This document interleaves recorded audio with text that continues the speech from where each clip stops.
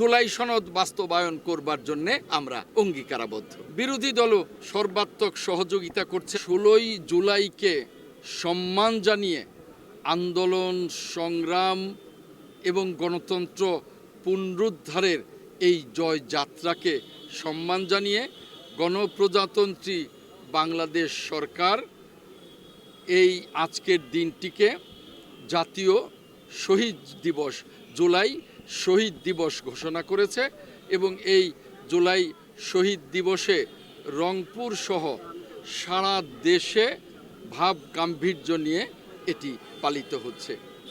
মাননীয় প্রধানমন্ত্রী জনাব তারেক রহমানের ঘোষণা, জুলাই আমাদের চেতনা, জুলাইয়ের মধ্য দিয়েই এই আবু সাইদের আত্মত্যাগ, এই ওয়াসিম আকরাম সহ 1400 আমাদের অকুতোভয় লড়াকু সৈনিকের, লড়াকু যোদ্ধার, লড়াকু সংগ্রামীর আত্মত্যাগের মধ্য দিয়ে আমাদের সারা জাতি যেভাবে এই গণ অভ্যুত্থানে শরিক হয়েছিল, পালিয়েছিল ফ্যাসিবাদ, আর ফ্যাসিবাদ পলায়নের মধ্য দিয়ে গণতন্ত্রকে আমরা পুনরুদ্ধার করতে পেরেছি।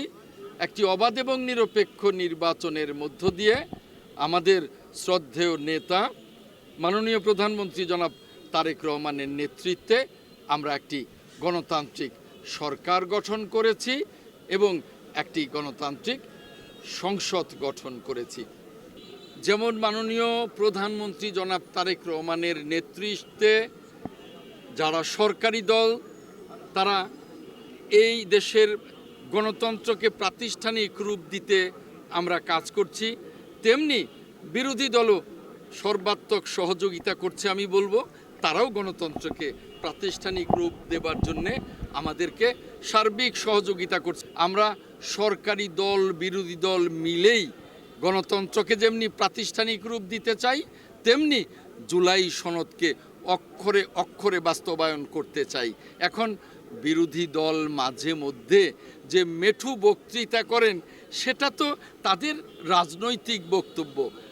আমরা কিন্তু সংসদে সেভাবেই কথা বলি এবং সংসদকে কার্যকর করবার জন্যে এবং জুলাই সনদ বাস্তবায়ন করবার জন্যে আমরা অঙ্গীকারাবদ্ধ।